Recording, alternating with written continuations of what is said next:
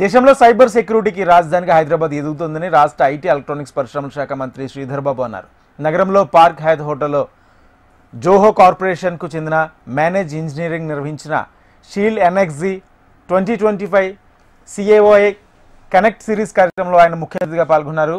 తెలంగాణ దేశంలోనే మొట్టమొదటి cyber security బ్యూరోను హైదరాబాద్లో ఏర్పాటు చేసిందన్నారు.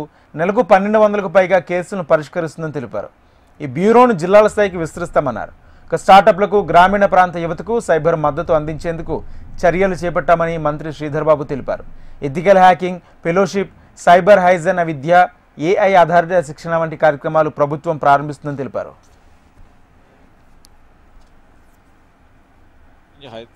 తెలంగాణ రాష్ట్రంలో కూడా రేపు రాబోయే కాలంలో సైబర్ సెక్యూరిటీకి సంబంధించి ప్రాధాన్యత ఇస్తూ ఉన్నాం. ఒక కమాండ్ సెంటర్ని కూడా ఏర్పాటు చేసుకున్నాం. అధునాతనమైన హంగులాలతో ఈరోజు ఈ కమాండ్ సెంటర్ని ఏర్పాటు చేసుకోవటం, కంప్లైంట్స్ రిసీవ్ కాగానే త్వరితగానే సైబర్ సెక్యూరిటీకి సంబంధించిన అంశాలను పరిష్కారం చేయాలనే ఒక అంశంతో పోతా ఉన్నాం. రేపు రాబోయే కాలంలో అనేక పాలసీ విధానాలు కూడా తీసుకురాబోతా ఉన్నాం.